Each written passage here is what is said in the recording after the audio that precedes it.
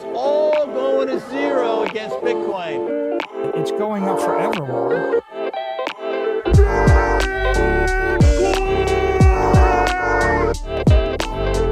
You're against Bitcoin, you're against freedom. Yo, welcome to another episode of Simply Bitcoin Live, your number one source for the peaceful Bitcoin revolution, code breaking news, culture, medic warfare. We will be your guide through the separation of money and state, and today is one of those episodes where we are going to talk about the separation of money and state. The anti-Bitcoin Senator Elizabeth Warren of the state of Massachusetts. Now it kind of makes sense why she has been doing this media tour over the last couple of weeks, where she's been going on the legacy corporate media and basically calling for the ban of Bitcoin. She also got the CEO of America's largest bank, JP Morgan, Jamie Dimon, to go on congressional testimony to call for the ban of Bitcoin. Not to mention a couple weeks ago, which I think was the largest attack on Bitcoin, at least in the United States to date, which was they used a fake Wall Street Journal article that claimed that Hamas used quote unquote crypto to raise millions of dollars to circumvent KYC and AML and money laundering protections. It was discovered after the fact that that article was blatantly false. It was less than $1 million that they used, and the vast majority of funding came from the traditional financial system. That didn't stop Elizabeth Warren. That did not stop the US Treasury. That FinCEN proposal is still there, right? So they used the crisis to take away more freedoms. And this latest move, which according to Joe Colasari, which is he has a legal background, and Alex Thorne as well, this has the highest probability of passing this latest bill. And I'm talking about the quote unquote the Bipartisan Digital Asset Anti-Money Laundering Act. Well, that's the straw man that they're using. The straw man this is for your protection. This is for money laundering. This is to stop terrorism. This is to stop crime. But if you actually look at the data, if you actually look at the facts, less than 1% of illicit finance is done using Bitcoin. And now what does the wording of this bill, say? Well, it essentially would be a de facto ban on Bitcoin in the United States, because if this bill gets put into law, none of these things are enforceable. And we'll get into the details of that. And a lot of people are saying, okay, maybe she doesn't know. Of course she knows. This is the separation of money and state. This is what they're doing to try to stop Bitcoin. They can't blatantly say we are going to ban it because it's competition to fiat. More importantly, it's competition to CBDCs. They can't go out in public and say that. So they have to use a straw man. They had to wait for the crisis. They had to wait for the tragedy that happened in Palestine and Israel. They had to wait for a terrorist attack. And they said, terrorist attack, okay, can't have Bitcoin. And this has happened many, many times throughout American history. And I'm sure it's happened, and of course, we're based in the US. So we're looking at it from an American-centric view. But I'm sure this has happened worldwide with many governments. This is how they implemented the Patriot Act in the 2000s, right? Everyone was scared because of the September 11th attacks. And they said, okay, they even had the gall to call it the Patriot Act, right? It's kind of like the same when they called it the quote unquote inflation bill. And it had nothing to do with stopping inflation because it just enabled more government spending. It's kind of like in your face. And here's the thing. If you didn't know, and before the internet, you didn't know because you had to rely on only like a handful of media sources, which, the government is obviously captured by now. It was so easy for them to just control the narrative and convince, the uninformed people that didn't do their own research of these false narratives. But now that the internet is a thing, they get fact checked in real time. That's why they're trying to take platforms like Twitter down, because they can't allow free speech. You can't have that. But make no mistake, this is an escalation. This is an escalation towards what is happening here. And I think, you know, and Corey, CEO of Swan, covers this in the race to avoid the war. There's going to be an inevitable clash because you can't have competition to your money if that money is better money. Like if people had a choice between something that is censorship resistant, deflationary versus something that is inflationary and censored, over time, people are obviously going to flow towards the better money. Like it's just incentives will rule the day. So the only thing that governments really have left is coercion and narrative control. I mean, Nayib Bukele wrote about this perfectly in his article for our friends over at Bitcoin Magazine, where he talked about, essentially, it was called Don't Drink the Elite's Kool-Aid. And he said that their most important weapon was their control on truth. Because that's how they convince the masses of these false narratives. Like, why are we sending, you know, do you guys know that the United States has sent, the US government, better said, has sent more money to Ukraine than it's spent on infrastructure and bridges? Did you guys know that? So it's like, why are we doing that? Well, it's because the politicians obviously have access to a money printer. And if they have access to that money printer, they're going to use that money printer to enrich themselves and make sure they stay in power versus actually do good by their constituents. What Bitcoiners are advocating for is the separation of money and state. Once we migrate to a sound money standard, not only does politics become less important, if a politician comes up with an idea, their only way of funding that said idea is via direct taxation. They can't use the hidden tax of inflation to fund that idea. And it kind of changes the incentives a little bit. It aligns the incentive structure because all of a sudden the politician actually has to do good by their constituents, because if not, they will get elected out of power and they won't get the funding that they want. It changes the model completely. And what the clown world that we're seeing right now, that we're experiencing, like I posted a video of Joe Biden this morning. And like, he was just like, we're going to send another $200 million to Ukraine. He's just like smiling, laughing. Like, it's just like, it's insanity. And it's $200 million we do not have. It's $200 million they're going to print. Therefore, if you earn dollars, which is the lower and middle classes, you don't have the means to save really. If you're earning in dollars, that is literally directly taking from what you earn to fund a war. Do you agree with that? I bet you if I asked 90% of people, 98, 90, unless you're super ideological about it, and if you said, like, if you actually broke it down, do you know that you're getting poorer to fund the war in Ukraine? And they actually understood, because that's the sinister part about inflation. It's like a hidden tax. I bet you the vast majority of people would say, I don't agree with that. But because the dollar number stays the same, it kind of plays like this illusion, right? It's like, oh no, it's still $100, but people don't really understand the purchasing power of it. Like now they're starting to understand because it starts to hurt after a while. But yeah, this is where we are. Buckle up. It's going to get crazy. Take self-custody. And I think we're reaching a crossroads right now and we're going to list out the list of senators, anti-human senators. Yes, I pulled out that word, that are supporting this bill. They don't want you to write down 24 words. They don't want you to write down 12 words. That's what they're saying. So we're going to list them out. And if you live in these states, I don't care if you're Republican or Democrat. It's not left versus right. It's green versus orange. Do yourself a favor and give their offices a call. Color within the lines, but let your voice heard. Because if you live in this state, in one of these states, your representative is actively going against your Bitcoin. That's what they're doing. Are you going to stand for that? Or are you going to say something? It's up to you. But this is not right.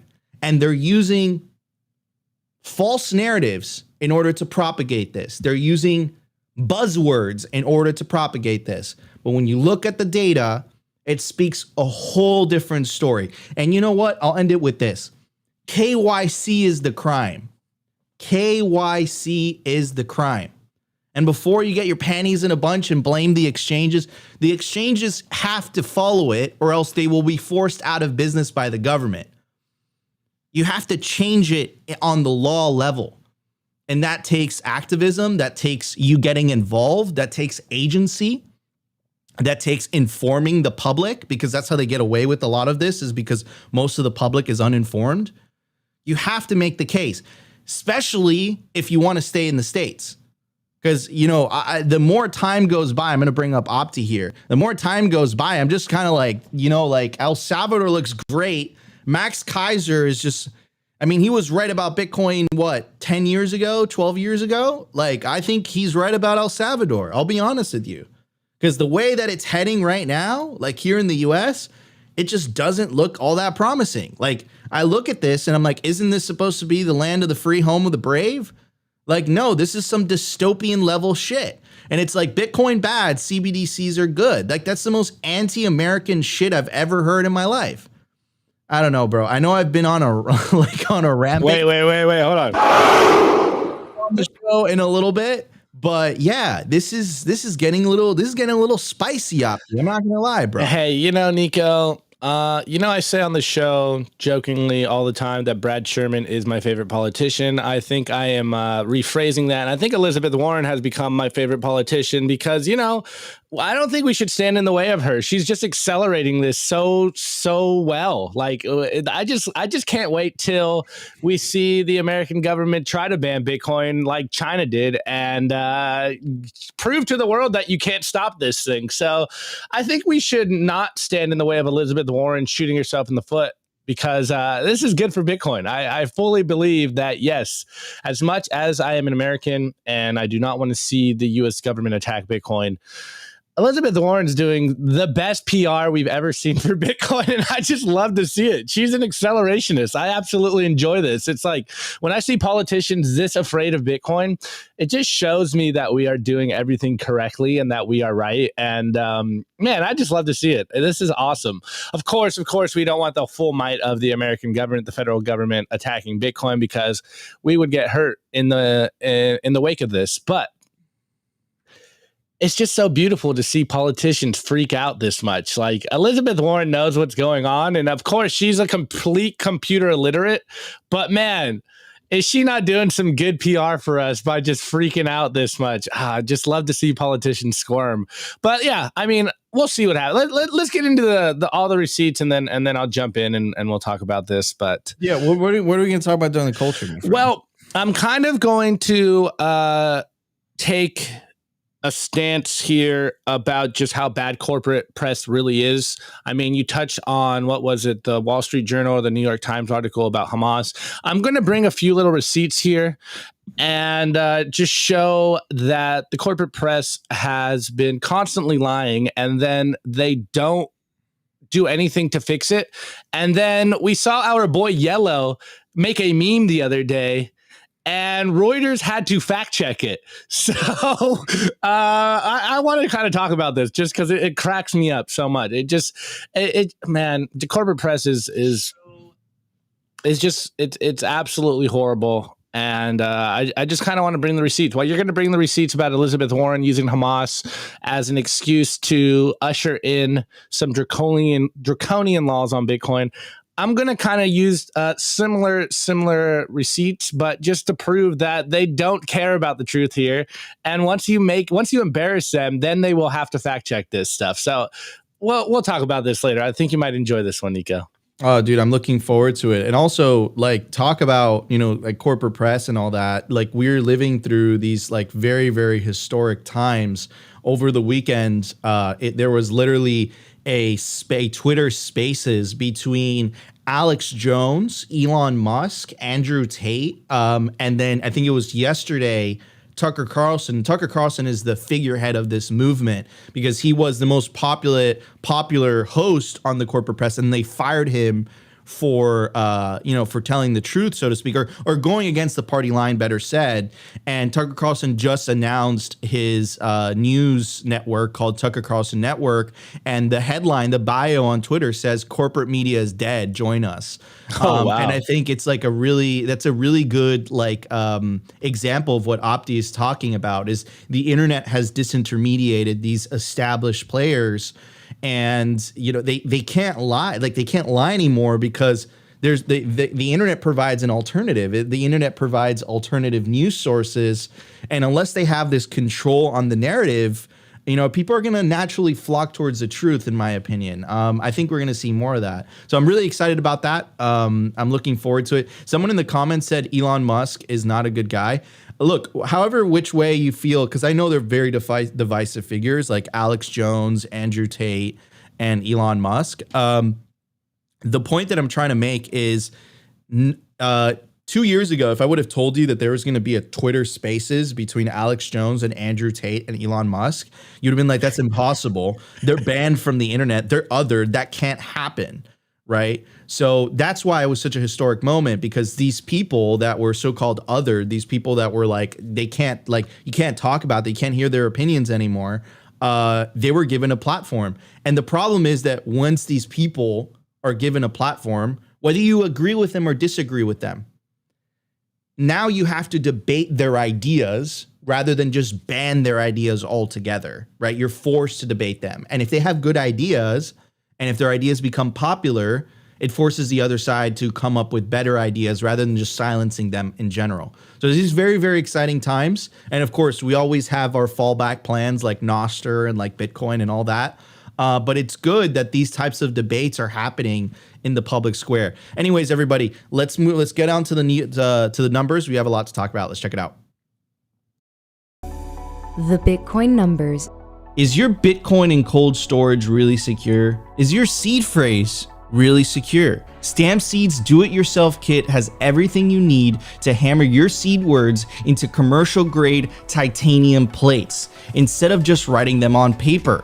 Don't store your generational wealth on paper.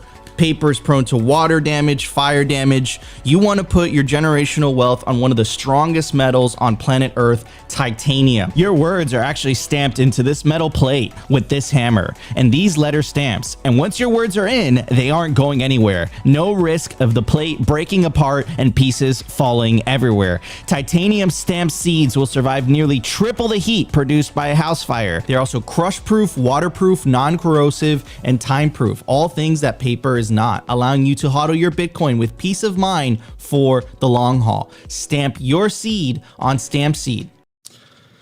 All right, everybody. I also want to give a shout out to our sponsor, Stamp Seed. I made it super easy for you guys. You could scan the QR code on your screen right now. It'll take you directly to the Stamp Seed website.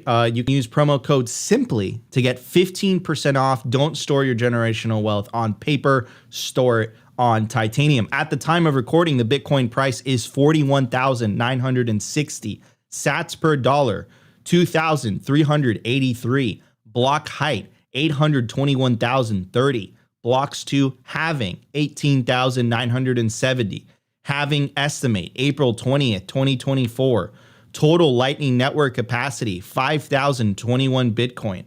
Capacity value, 210 million US dollars. Realized monetary inflation, 1.75%, continuing to take fiat currencies to absolute school. The market capitalization of Bitcoin, $821 billion. That's billion with a B. Bitcoin versus gold market cap, 6.2%.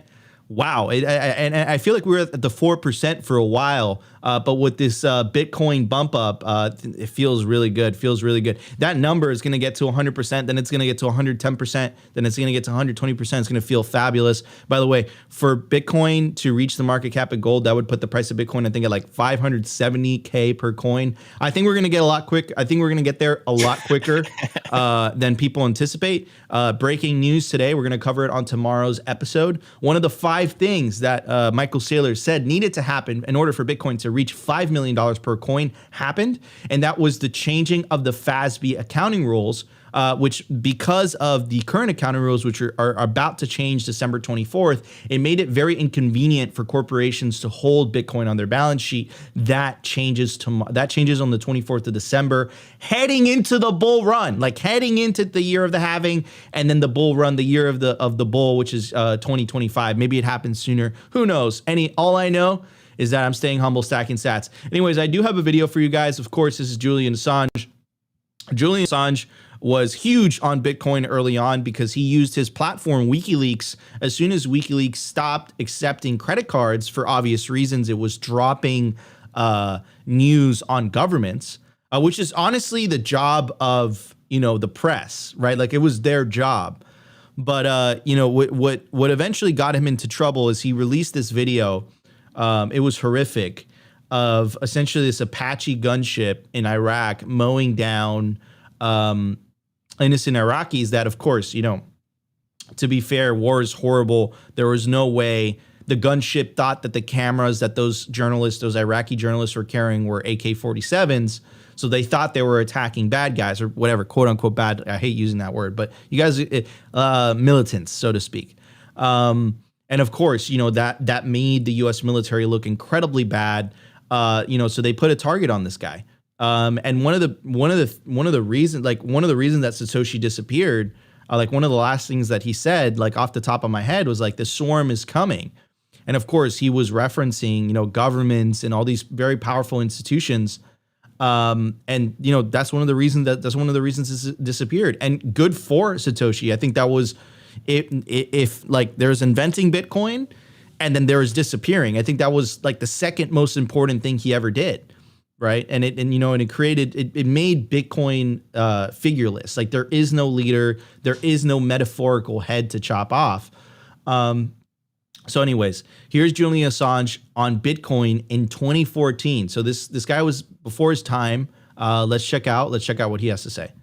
Bitcoin is different because it is a currency that cryptographically backed, multi-jurisdictional, which means that it's very hard for any one power group in any particular jurisdiction to start turning it into a rent-seeking apparatus.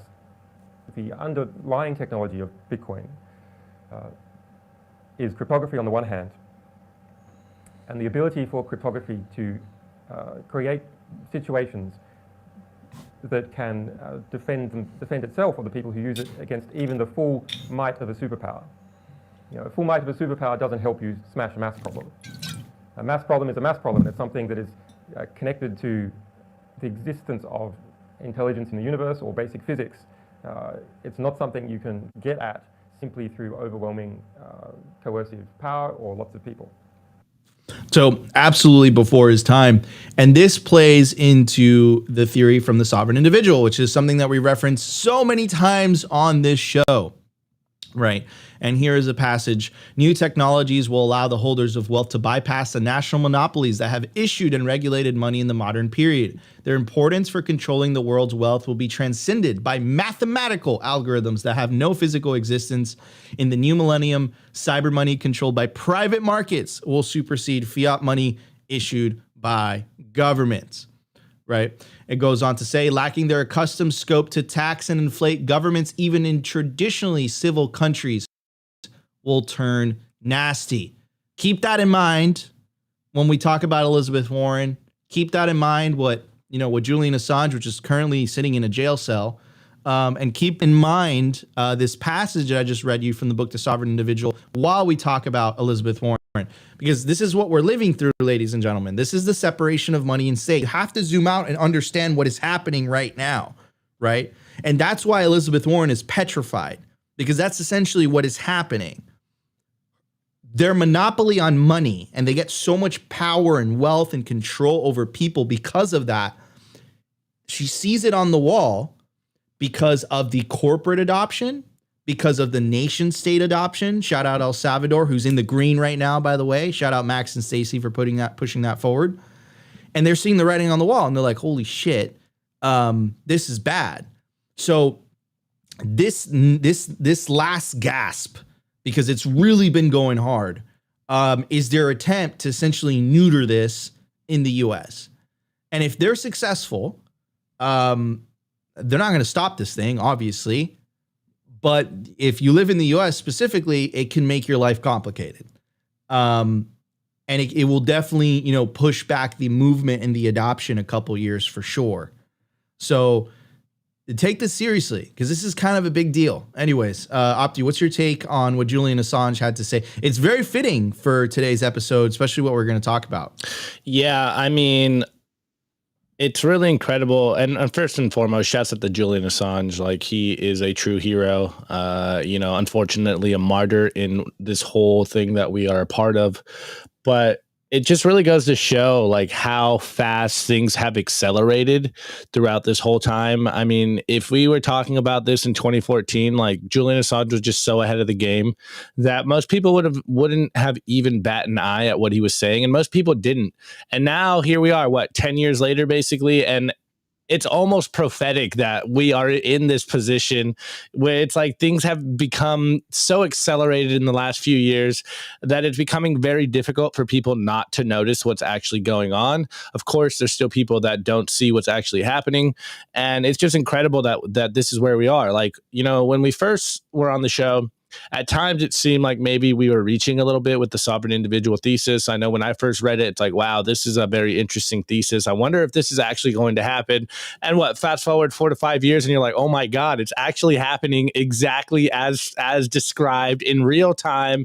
And we're constantly seeing different examples of this happening. And you're just like, wow, sometimes it seems almost incredible that we can have these blueprints and that things are playing out exactly as described.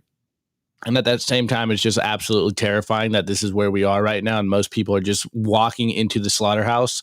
And, we say it all the time. The only thing that seems to be the solution to this is Bitcoin opting out of the system and basically, protecting yourselves and building yourselves up, because you cannot trust these people. They have gone mad with power. And, we kind of jokingly, I was jokingly saying it in the beginning, we're Americans, allegedly land of the brave, home of the free. And it's the sovereign individual thesis playing out in real time. It's becoming the most tyrannical country, period, because they have all the resources, because they have so much to lose. And, Julian Assange faced it head on, and he's still paying the price for this. And he was well aware of this for a long time now. And, it's just incredible that this is where we are and that we can all be a part of this and that we're doing our best to hopefully stop this madness from happening. And all you really have to do is save in Bitcoin, opt out of this, build a local community, incept these ideas into your friends and family, because if everyone is still asleep at the wheel, then these politicians, these central bankers and their ilk, they can get away with this stuff, because what's that saying? It's an old one, something about an uninformed public. And this is why they're able to get away with so much craziness, is because people are just being psyoped and falling for the corporate press and falling for the narratives and the current thing. And man, we're just walking ourselves into the slaughterhouse if you aren't trying to protect yourself. If you aren't crazy by this point, quote unquote, man, I don't know what's wrong with you, to be honest. So here we are, man, frontline soldiers in this game. Hopefully we don't need to have more martyrs like Julian Assange, and hopefully one day Julian Assange will be pardoned and, free Julian Assange, like absolute legend. And it's just incredible that this is where we are, and few people even, I'd say, care yet understand what's actually going on. So it's absolutely, on the one hand, terrifying and incredible that we're seeing all this play out exactly as designed. Yeah, 100%. It's some crazy times to be living through. But like I said, this is the separation of money and state. Hopefully it's going to be less bloody than the separation of church and state. But, you go through these eras in human history. And I think, this is what our generation is going through, if you're living through these times, it's just crazy. But I think we're going to reach a moment where, you have to make your voice heard.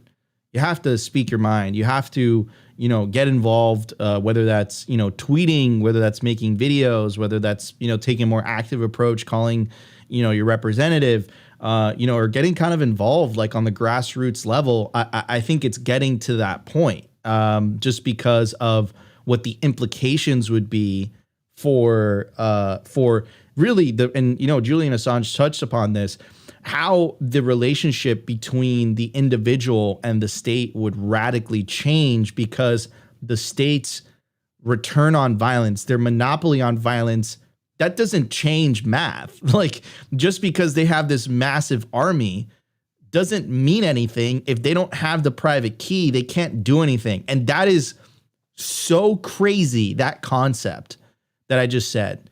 Like, if you have your private key and you store it properly, or let's say you throw it into the ocean, that metal plate, right? You're like, they're not getting my money. If I can't get my money, they're not getting my. You throw that plate into the ocean, like they're not going to get that. That Bitcoin's going to sit there till the end of time, right? So if they can't freeze, if they can't just take and confiscate assets like this easily, right? Kind of changes the whole situation. It kind of changes the conversation, which is exactly why this is happening with Elizabeth Warren. Make no mistake. Like, the money laundering, the blah, no. This has to do with the control on money. That's what it boils down to. Anyways, I do want to bring up our sponsor, Bitcoin 2024. It's going to be the largest Bitcoin conference on planet Earth. You definitely don't want to miss the conference, the year of the halving. It's not going to be in Miami this year. It's going to be in Nashville, Tennessee, July 25th through the 27th, 2024. You want to get your tickets quickly before the prices go up. For a GA ticket, you can get it for $349. For an industry pass, you can get it for $1,099. For a VIP pass, you can get it for $4,999. The VIP pass gives you access to the deep backstage VIP lounge, premium seating and VIP viewing area, all-inclusive premium food, open bar, and coffee bar. And also, the industry pass gives you access to 3 days of the conference, including industry day. If you're trying to get a job in the industry, I highly recommend the industry pass. Guys, you definitely don't want to miss the biggest Bitcoin conference of the year, Bitcoin 2024. Opti and I are going to be there. You can use promo code SIMPLY to get a 10% discount on the already discounted tickets. See you guys at Bitcoin 2024. All right, everybody, let's hit the news. The Daily News. I want to give a shout out to our sponsor, Foundation Devices. It's self-custody done right. They built a premium grade hardware wallet called Passport right here in the US. It's fully open source and verifiable. It's the most intuitive Bitcoin wallet designed with a UX reminiscent of a simple feature phone. So you will know how to navigate it and use it the moment you pick it up. Get your Bitcoin off exchanges and into your own hands in just a few minutes. Experience the peace of mind that comes with taking ownership of your own keys. After a massive sellout during Bitcoin Miami 2023, the Passport is back in stock at foundationdevices.com. Bitcoin only, open source verifiable, completely air-gapped security model, gorgeous design craft, premium grade materials. If you're thinking about getting your Bitcoin off exchanges, this is the one for you. Check out the Passport link in the show notes below to learn more. All right, guys, I also want to give a shout out to our sponsor, Foundation Devices. You can scan the QR code on your screen right now. It'll take you directly to the Foundation Devices website, where you can get yourself a Passport hardware wallet. Remember, guys, not your keys, not your cheese. Not your keys, not your Bitcoin. You want to take self-custody of your Bitcoin. That's going to protect you from the monetary demons. Just checking to see if my Foundation Devices was there. And it's still there. It's still there. It's looking very, very pretty. It's very pretty. Should I show it off, Opti? Should I? I'm going to show it off. Look at this thing. It's beautiful. Get yourself a Passport Foundation hardware wallet. Not your keys, not your cheese. All right. Let's get to the news for today. The headline, this is the press release. This came out December 11th. Is Warren expands coalition of banking committee support for bill cracking down on crypto's use in money laundering, drug trafficking, sanctions evasion. United States Senator Elizabeth Warren announced an expanded coalition of Senate support for the bipartisan Digital Asset Anti-Money Laundering Act, which would mitigate the illicit finance risk that crypto poses by closing loopholes and bringing the digital asset ecosystem into greater compliance with the anti-money laundering and countering the financing of terrorism frameworks that govern much of the financial system. Remember what I told you guys in the beginning. You hear this, and what do you think? You say, that ain't that bad. That sounds pretty reasonable. They just picked up support from 5 new senators, all Democrats. Goes on to say Senators Raphael Warnock, LaPouza Butler, Chris Van Hollen, all members of the Senate Banking, Housing, and Urban Affairs Committee, Senators John Hickenlooper, Ben Ray-Lujan, joined the bill as co-sponsors. They join existing co-sponsors, Senators Roger Marshall from Kansas, along with Senators Joe Manchin from West Virginia, Lindsey Graham, Gary Peters, Chair of the Senate Homeland Security Government Affairs Committee, Dick Durbin. So there's a whole list of senators that have signed up to this. Most of them Democrats, but there are some Republicans. And if you are from Georgia, if you're from California, if you are from Kansas, if you're from West Virginia, if you're from South Carolina, if you're from Michigan, if you're from Maine, if you're from Minnesota, if you're from New Hampshire, if you're from Pennsylvania, if you're from Rhode Island, if you're from Nevada, if you're from Colorado, your senators do not want you to take self-custody of your Bitcoin. Your representatives are against you writing down 12 words. You know, they'll say all these fancy things. Anyways, let's get into the details of the bill, because right now, you know, I can see what you're saying, Nico. That doesn't sound that bad. Is terrorism, money laundering? We don't want those things to happen. We don't want those things to happen. We don't want terrorists to win. How could you say that? Well, I mean, that's how they frame it, right? They frame it in a way where if you attack it, all of a sudden you support terrorism. All of a sudden you support these things. But if you get into the bill, if you get into what the implications of the bill would if you get into the implications of what the bill would do, it tells a different story. So here's Alex Thorn. Alex Thorn is the head of firmware research at Galaxy HX. It says the bill from Senator Warren massively expands the Bank Secrecy Act, imposing bank-like KYC rules on non-custodial software products, including open source software, and it's gaining steam with 5 new co-sponsors. Specifically, the bill calls for dramatically expanding the Bank Secrecy Act to cover open source software, including non-custodial wallets, miners, and validating nodes. So that's right. So if you download Sparrow, if you download Electrum, if you download Blue Wallet, if you run a node or if you run a miner, this bill would force them to KYC. Now, here's the thing, and Alex Thorne explains this.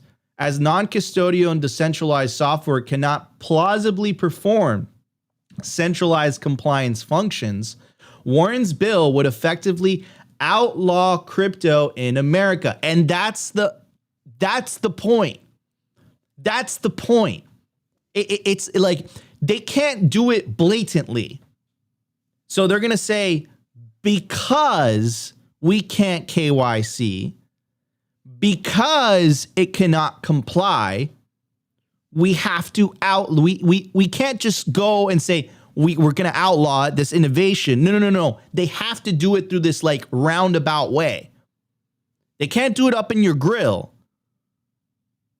They have to do it roundabout. This is a de facto ban in the US, and 5 new senators. There's 50 senators. 5 new senators just signed up to this. So I'm going to read these names again so you understand, if you live in these states, your representative is actively working against you and your Bitcoin. So if you live in Georgia, if you live in California, live in Colorado, Kansas, West Virginia, South Carolina, Michigan, Illinois, New Hampshire, Pennsylvania, Connecticut, Colorado, Minnesota. Like, you guys get the point. And we're actually going to put this list in the video description so you could see. And what I would suggest is color within the lines, but let your voice know. Let your voice know. Let them know how you feel. Hey, why are you going after my Bitcoin? Anyways, so back to this. Take miners or validators as an example. When he says validators, by the way, it means nodes. So take miners and nodes as an example. These entities passively add transaction data to the blockchain.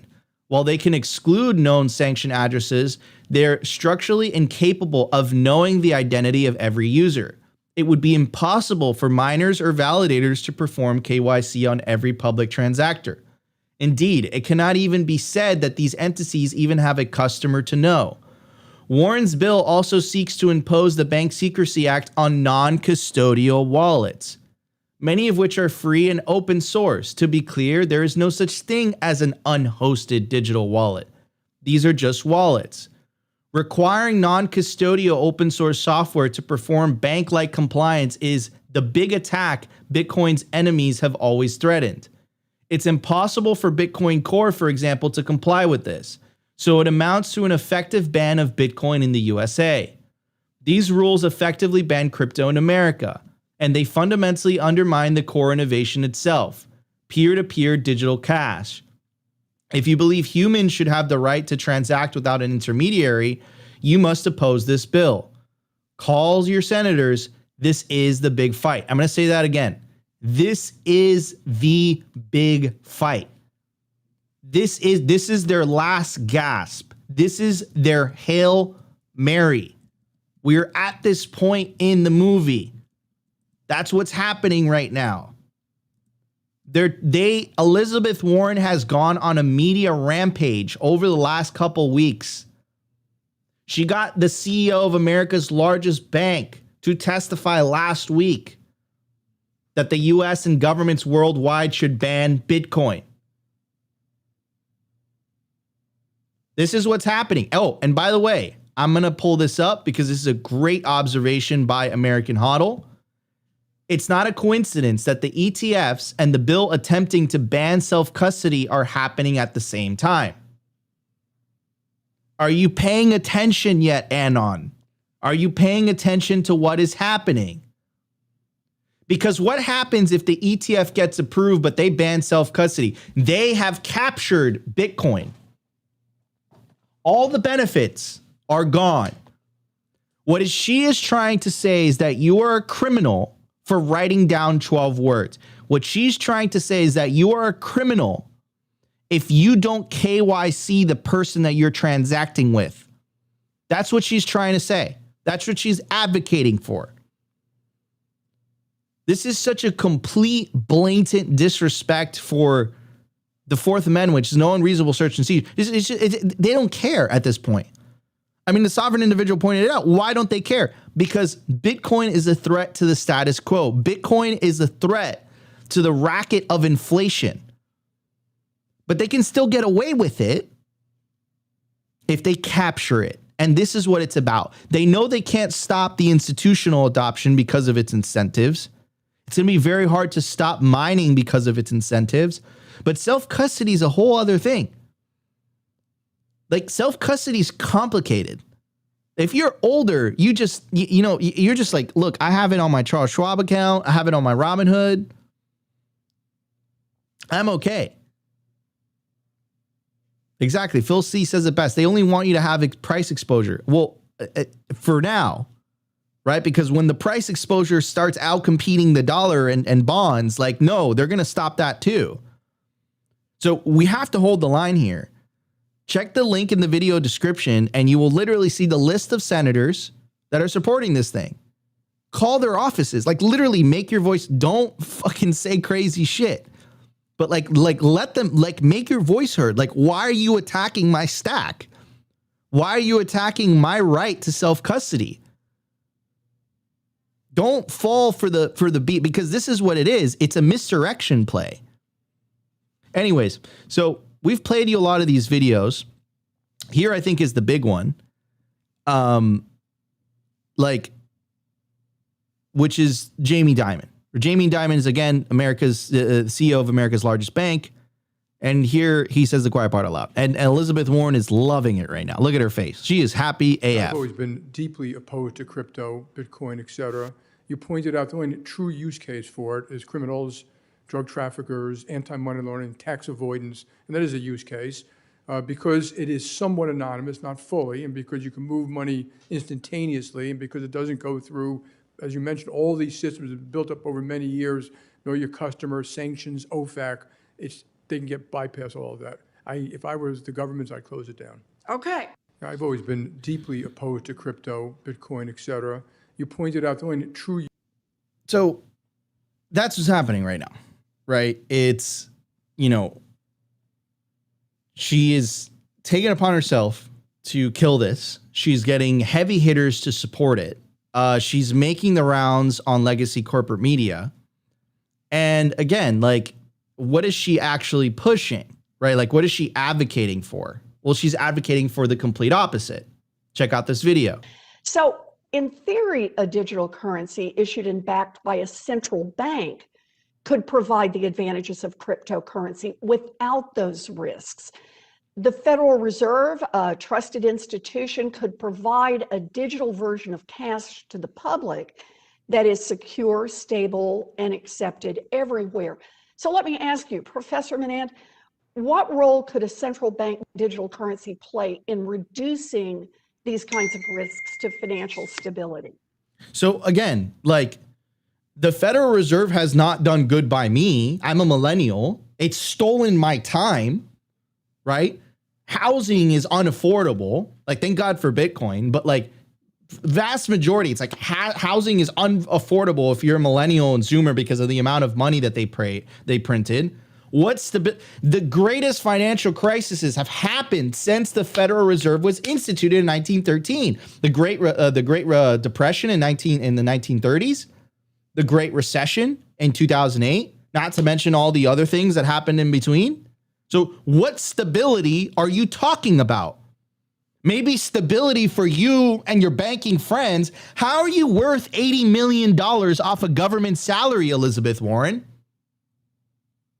Anyways, so that's some BS.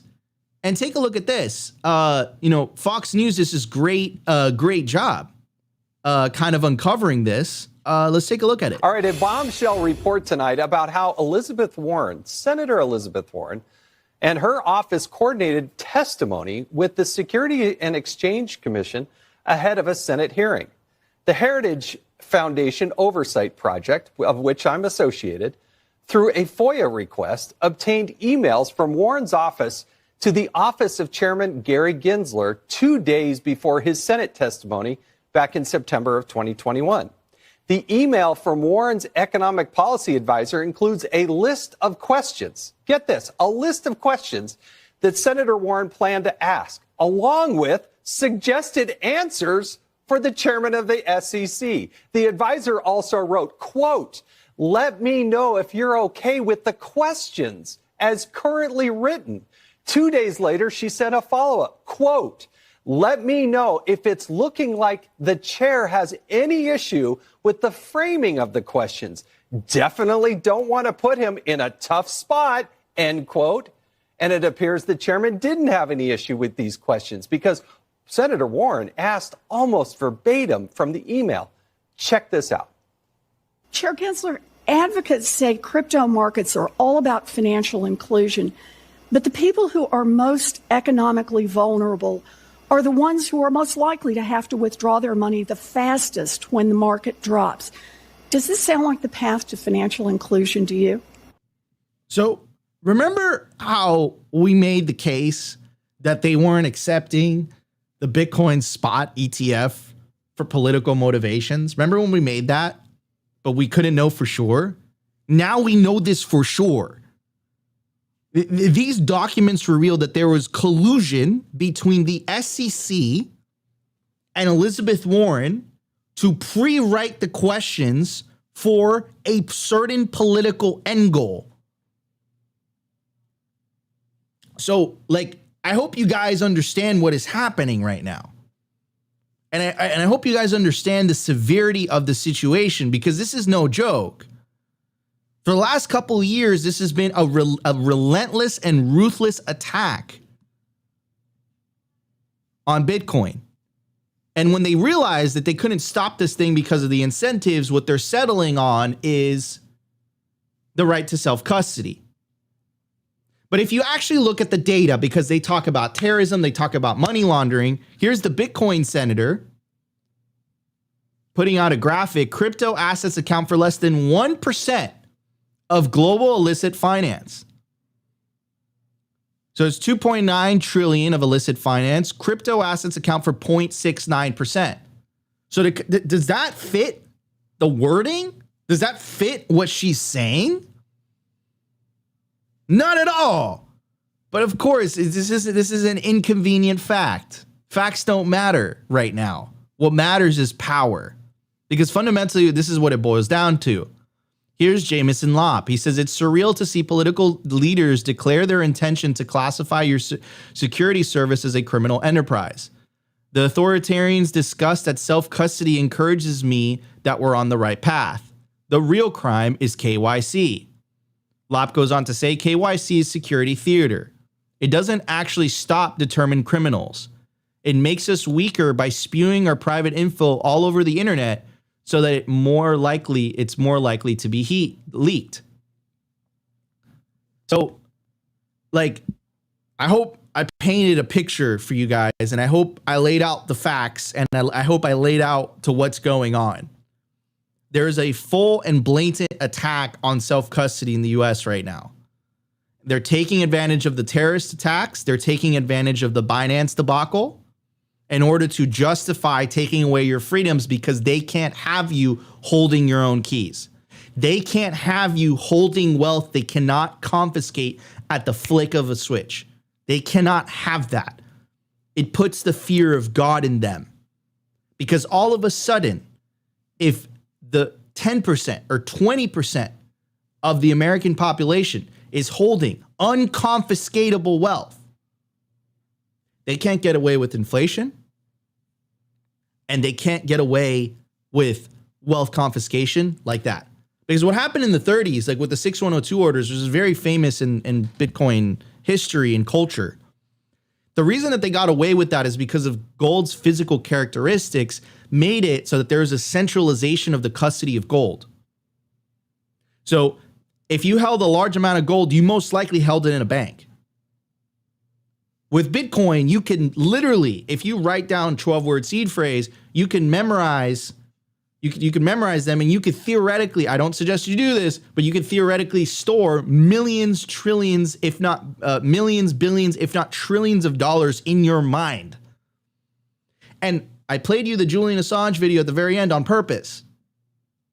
There's no amount of tanks, of aircraft carriers, of nuclear weapons that is going to change math. Like, you either have the private keys or you don't. If you don't have the private keys, that you can't touch that Bitcoin, period, full stop. And if you have governments that have been used to controlling the issuance of money, the money flows, everything, and they get a tremendous amount of political power from that, of course Elizabeth Warren and co are freaked out. This is terrifying. This is the end. And they're trying to stop the inevitable. And I'm going to ask you, are you a criminal for 12 words? Are you a criminal because you want to transact peer-to-peer? Like, does that make you a criminal? Does it make you a criminal for downloading a software? Running a node, running software in your computer? Because that's what they're trying to tell you, that because it's speech, really. Certain software that you're running on your computer that does not hurt anybody is somehow dangerous. And they're using all the buzzwords in order to scare people into it. This is what it's about. This is the separation of money and state, ladies and gentlemen. And I believe that this is the beast's last gasp. They're really going hard on this. And I was curious. And I remember when the Binance DOJ conference happened, a lot of people were like talking about the conference itself. And I was like, And I remember it was a Swan Spaces and we were hosting the thing. And I remember the first thing that I said after, and like Opti was like texting me like, Nico, breathe, calm down. And I was like, and I heard that press conference and I was like, holy shit, they're going to go after self-custody. Why? They mentioned terrorism like 6 or 7 times during the Binance DOJ conference. What does Binance have to do with terrorism? Well, now we know. Now we know, because this is what they've been trying to do this entire time. This is sickening. This is disgusting. And any of those senators that support this bill, what they are really telling you is that they don't want you to have the ability to hold the money that doesn't steal from you. That's what they're telling you. Vote them out of office. Elizabeth Warren is running for re-election in 2024. If you live in Massachusetts, I don't give a flying F if you're a Republican or Democrat. Elizabeth Warren does not want you to own Bitcoin. Vote her out. If you want to vote a Democrat into office that's going to replace her, great. If you're going to vote a Republican who's going to go into office and replace her, great, phenomenal. I don't care. But the point is said. And then I'll pick up another thing. And I don't mean to be divisive, okay? But the vast majority of senators that support that bill are Democrats. There's two Republicans who should totally be voted out of office. And if there's Democrats in those states that are pro-Bitcoin, I will vote for them happily. But what the fuck is going on? They're supposed to be progressive. They're supposed to be for the little man. This ain't progressive whatsoever. You're protecting the status quo. You're protecting the most vicious tax for the lower and middle classes that exists in the history of mankind, which is the hidden tax of inflation. So like, yeah, man, I'm up to here. This is some BS. We saw it coming. Like, the signs were all there. All you had to do is pay attention. And yeah, this is kind of a big deal. Like, I know sometimes they're like, oh, you guys clickbait, you guys this. Like, I'm telling you, this is a big effing deal, what they're doing right now. Pay attention, get involved, take agency, take action. We got like a decent following on Simply for a Bitcoin channel. If you're listening to this, call your senators in the US. And I bet you they're doing this worldwide. Like, I bet you this isn't the only thing happening in the US. I bet you they're going after self-custody everywhere. Because it's a danger. It's a risk. Anyways, Opti, what's your take? Well, first and foremost, let's get some horns for Nico. Just throwing it down. To your last point, though, it is pretty interesting how there was bipartisan support against owning your own money. Of course, it was kind of heavily Democrat, but there was Republicans and independents in there basically saying that you can't own your own money. I find that absolutely incredible. And then, of course, they're using the same low-hanging fruit excuses, and we've been talking about this all year, and it's very interesting that, you know, when we first started hinting on this, we were kind of just like, me and you would have these conversations. We're like, are we actually seeing this? Are we seeing this clearly? It seems like we were right the whole year. You know, what do they call us all the time? We're financial criminals. They're trying to stop illicit finance, stop terrorism, et cetera, et cetera. And all we really want to do is saving the money that they can't steal from us. Like, that's as simple as this whole thing is about. If you are saving in the dollar, you are literally perpetuating your own theft from yourself. And we have opted out of this. And then further, like, they can't stop 24 words. Like, what are they even thinking? What are they even talking about? It's 24 words. Like, they can frame this however they want, but they can't stop math. They can't stop us from memorizing words. Like, this is literally a freedom of speech issue. It is also, as you said, is a Fourth Amendment issue. Like, they can't stop words. As much as they're here to protect the little guy, they're literally doing a disservice to the American population or whoever's in those states, those citizenry. And, you know, I personally know what they're trying to do, but when you read their actual, like, written words, to me, it just shows that they don't know how Bitcoin fundamentally works, or rather they know that most people don't know how Bitcoin fundamentally works.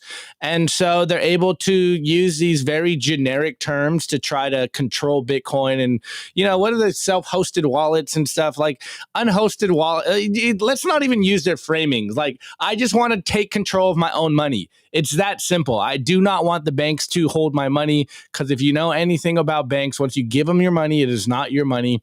And further, guys, like, at what point do you stop listening to these people? Like, I say it all the time, and I was kind of joking when I first was saying it. This reminds me of like Dave Chappelle as a politician. Every time I see them, I'm like, this is absolutely insane that people think this has any sense of legitimacy. And the more they come after our money, the more they come after freedom, it just goes to show that we are so right. We just keep winning. We're way over the target. What do you always say? You know, we get flack because we're over the target. And here we are. I think you're muted, Nico. Flack is heaviest. Yeah, over the flack target. is heaviest over the target. And, you know, I say it all year. I've been saying it all year, and I'm not the first one to say it, but they can't ban Bitcoin. They can only ban themselves from Bitcoin. And as much as they're trying to stop us from taking custody of our Bitcoin, and then at the same time approving a spot Bitcoin ETF so, you know, Uncle Larry out there can control all the Bitcoin, like, guys, just acknowledge what the playing field here is. They want to try to stifle Bitcoin because they know they have lost control. They know that they cannot continue the racket that they are on if more and more people are saving in Bitcoin. And these politicians do not care about the American citizens. Like, they have broken their oath a long time ago. And of course, bankers don't like Bitcoin. And all of this just culminates for me. Like, you just love to see it. Like, I love Elizabeth Warren being an accelerationist. You know, as Nico said, I really do believe in the same thing. Like, these senators are anti-human, they're anti-American, and I have no idea how they are politicians. But, you know, if Elizabeth Warren really believed what she said, that, oh, Bitcoin, you know, like, let's give them some semblance of a benefit of the doubt. If she really believed that Bitcoin was bad, then she wouldn't be pushing a CBDC. And I think that that's the tell, is she can say all she wants. She can spew all kinds of ridiculous rhetoric against Bitcoin. But when she frames it as, oh, CBDCs, we can do what Bitcoin does with the CBDC. It's like, wow, okay, so you're just a bank shill. Like, you're just a dystopian, tyrannical shill here. Like, it's so obvious once you see the framing. And I'm so glad we've been covering this all year. And I'm so glad you just thoroughly destroyed this today. Because there's, like, if someone watches that whole bit right there, you can't convince them otherwise that they aren't afraid of Bitcoin, that they don't want you to hold something that they cannot rob from you. And it's just so obvious once you've been a Bitcoiner for longer than a couple of months. Like, they are absolutely terrified. We gave them the benefit of the doubt all year that maybe they just don't understand what they're doing. And now we know for sure that they are terrified of you taking money into control without them. Like, it destroys their whole racket. And now, without semblance of any doubt, we know that they know that we know they're lying. What's the the Schultz-Netson quote? Yeah, it's really good. They know they're lying. We know they're lying. And we know they're lying. We know they're lying, and they're lying anyways. Yeah. Yes.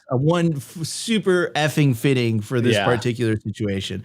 And I just want to say, guys, like, look, like, this is not even though, of course, there's more Democrat support, but this is not you can't look at it from that perspective. You have to look at it from the perspective of party orange versus party green, right? So if there's Democrats that are willing to step up and support Bitcoin, I will vote for you. If there's Republicans that are willing to step up and vote for Bitcoin, I will vote for you. If there's Democrats that are willing to vote against Bitcoin, I will not vote for you. If there's Republicans that are willing to step up and vote against Bitcoin, I will not vote for you, right? Like, you have to look at it from that perspective. And this is getting political. Like, I know that the theory of the sovereign individual is like politics, government, like, Bitcoin's going to make politics irrelevant and all that stuff. And I completely agree. But here's the thing: do you want to move? Because that's like the thing. Like, if you don't want to move, then you have to, like, kind of hold your ground. If you're open, and I joke about this with Opti all the time, and I think Max Kaiser just gets more and more right by the day. We're just like, dude, we're gonna try to hold it down, but, like, if not, like, we'll move to El Salvador. Fuck it. Like, you know, like fine, like, that's fine. I speak Spanish. Like, I've spent time in Central America before. I've lived in Latin America before. Like, I'm okay with it. But are you okay with it? Like, or would you rather just hold it down? If you rather hold it down, then you kind of have to get involved in the bullshit. And the bullshit is like, I've heard this 1,000 times. Like, I hate politics. The reason that most people hate politics is because essentially what you're watching is the tug of rope of power. Like it is the most cutthroat thing imaginable. People are willing to lie, cheat, smear, like whatever to win. And that's what you're looking at. And that's why you look at that, you're like, I don't want anything to do with that. That's disgusting. But unfortunately, we've reached this like moment in history where we're at a crossroads, specifically in the US, where essentially there's a political attack that's coming. And if enough people say something like that, this is the crazy part. Like if enough people wake up and they say something and they make their voices heard, they will back off. They won't be able to ram this through. So like it's literally a case of, are enough people informed about the truth? Are enough people aware of what's going on? Because if they win the information war, which they're currently winning right now, it's bad. Like it's bad. And they might, and here's the thing, and this is what Alex Thorne was saying, this is what Joe Colasar was saying, is that this bill won't pass by itself. It has no chance of doing that. But what they will do is that they'll add this bill and its wording to a must-pass bill. And there you can't stop it. So like they'll tack this on to a bill that it was already going to pass, and they'll put it on last minute, and they'll try to squeeze it through. This won't pass by itself, but they'll try to use that strategy to pass this one. And essentially what you do is you vote these crazy people out of office, right? Or that's my opinion. Maybe some people don't think they're crazy people. But as a Bitcoiner, like I don't like what they're doing.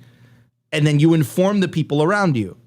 Like it's an archaic system. I'm not a fan. Like, you know, I hear Svetsky in my head, like democracy sucks.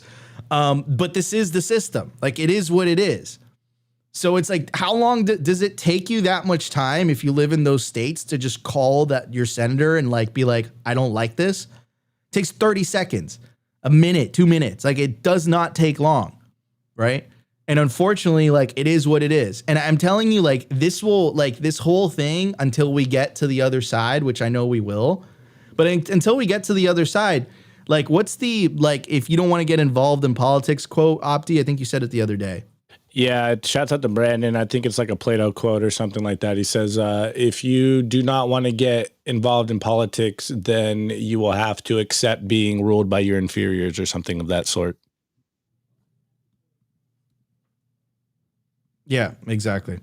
Anyways, okay. So before we move on, I do want to give a very special shout out to the Bitcoin company, or one of the awesome Bitcoin companies that makes this show possible, helps us stay on the air. Of course, I'm talking about our friends over at Kaboom Rack. Shout out to Alex. He came to my wedding, so shout out Alex, man. I really, really appreciate that. Kaboom Racks is the most trusted place to buy, sell, and host mining equipment. You got to check out their racks. You can do that by scanning the QR code on your screen. You can check out their inventory on Telegram, and you can connect with a member of their sales team. They make purchasing their products easy and transparent. This is what Elizabeth Warren wants to ban, these toasters. Elizabeth Warren, stay away from my toasters. And you could also sell your mining equipment with them. You could access their vast network of domestic and international customers when you sell your mining equipment with them. So check out Kaboom Racks, scan the QR code on your screen right now, take you directly to the Kaboom Racks marketplace. Leave my toasters alone. Anyways, everybody, let's get to the culture. We have a lot to talk about. Let's check it out. The Daily Culture. Brought to you by SwanBitcoin.com. Swan is the best way to build your Bitcoin stack with automated Bitcoin savings plans and instant purchases, serving clients of any size from $10 to $10 million. We love Swan because they incentivize self-custody and dollar cost averaging. What are you waiting for? Visit SwanBitcoin.com today. All right, guys,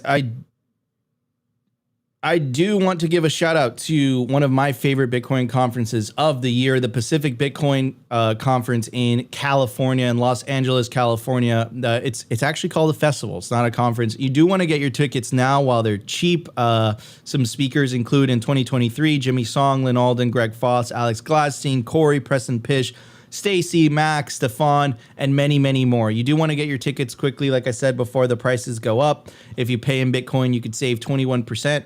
You can get the VIP ticket for only $1,699, the GA ticket for $299.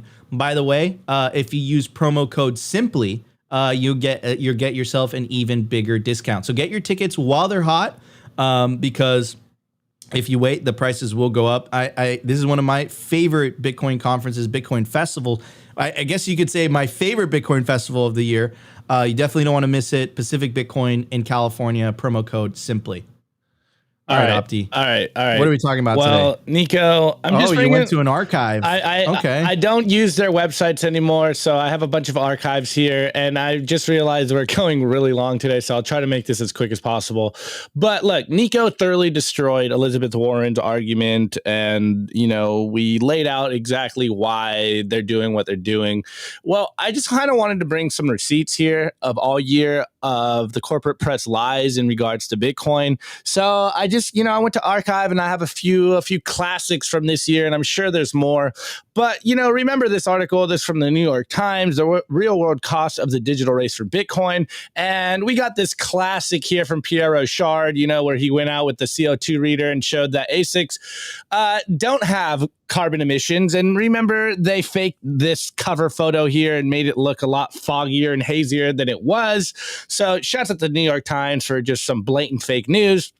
Next, Nico mentioned this one as well. Wall Street Journal using, Hamas and terrorism and saying that Bitcoin and crypto is financing terrorism. And we saw the aftermath. Nico just laid it out for you guys, the aftermath of Elizabeth Warren and friends and FinSec using this to create new rules and try to hamper the industry, and of course trying now to stop custodying your Bitcoin. We saw the Wall Street Journal also last week saying that no longer are we going to boil the oceans, but that Bitcoin mining uses way too much water, and it's an ecological concern, and whatever. Anyways, the reason I'm bringing all these receipts up is because we got this dropped yesterday.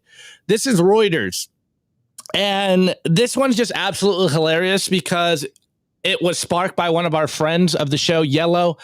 And you can see the headline here. It goes, fact check, New York Times headline on Bitcoin causing next inflation crisis is a fake. So I gave you 3 examples of corporate press very obviously lying on Bitcoin, and we got nowhere throughout the year them fact checking themselves. Nowhere throughout the year did they even write, maybe like an update that maybe they were wrong, that maybe this isn't exactly how we laid it out the first time.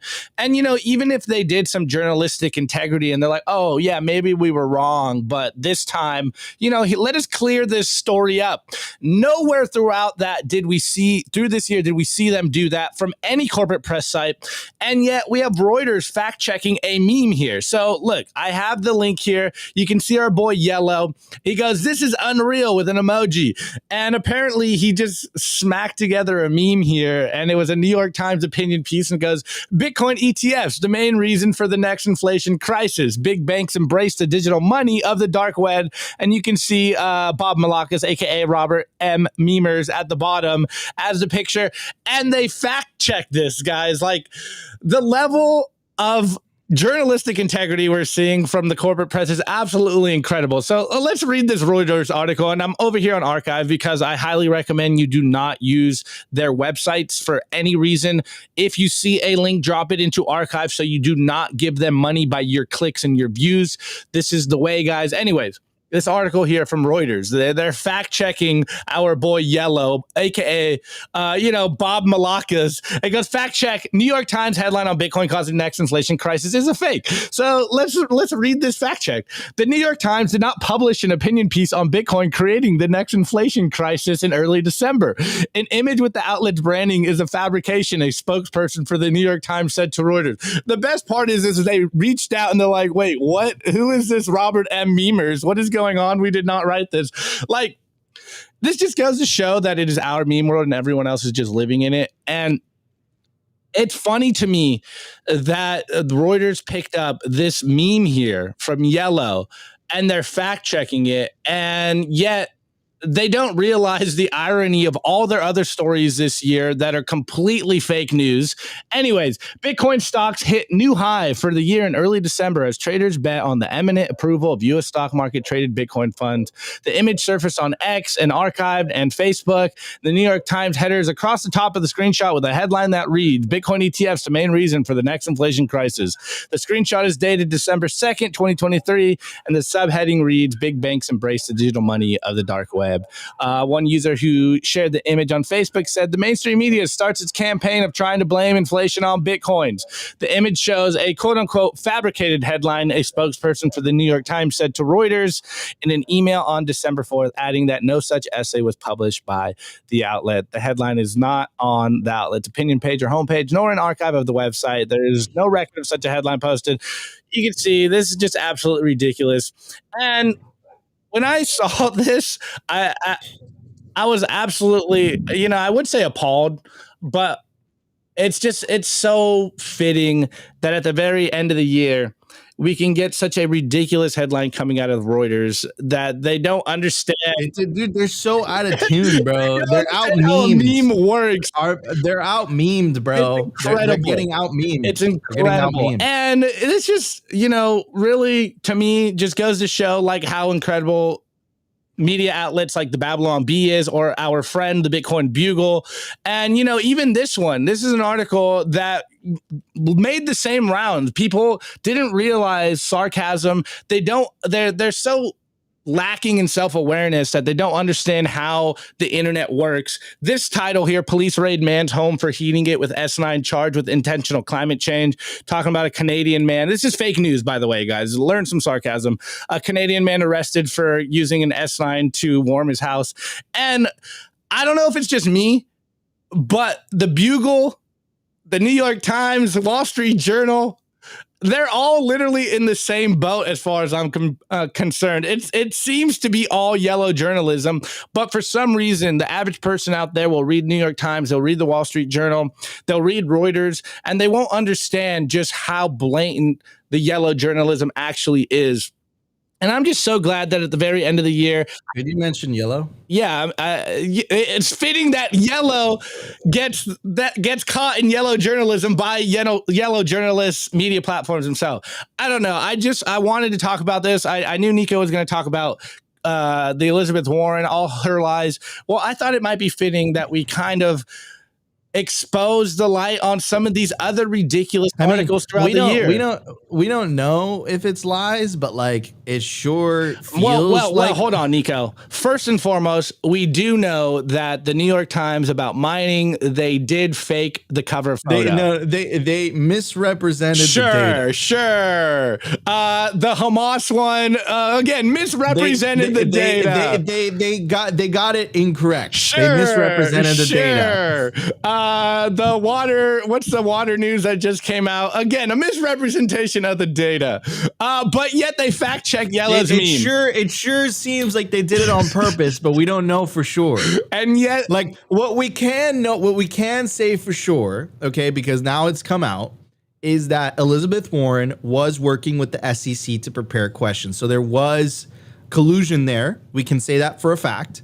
And we can say, based on that information, we can say that probably the delay of the spot Bitcoin ETF is for political reasons. Like, we could say that for a fact, but we can't say for a fact that she lied. Like, we can't say for a fact that New York Times lied.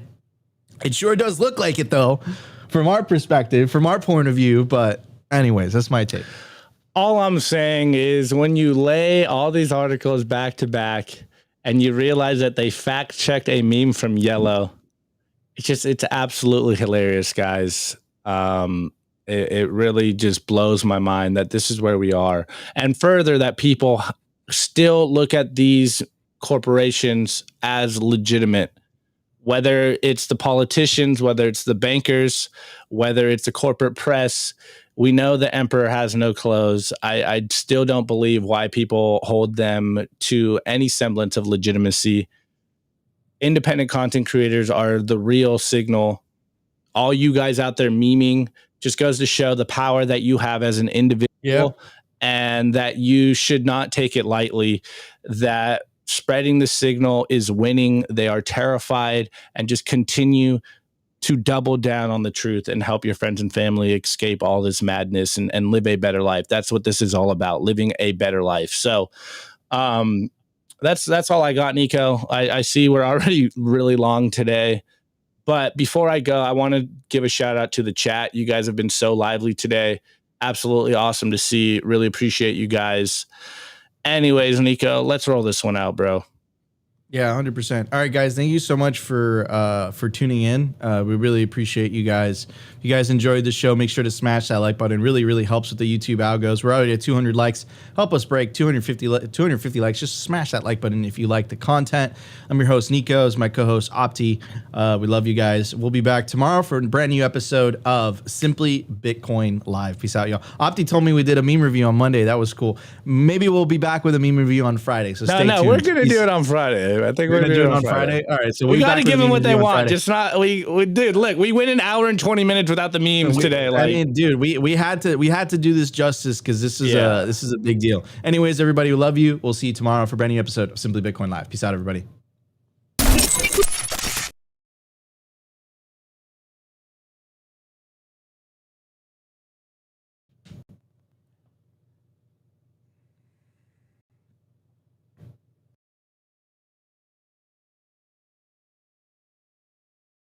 De pinga.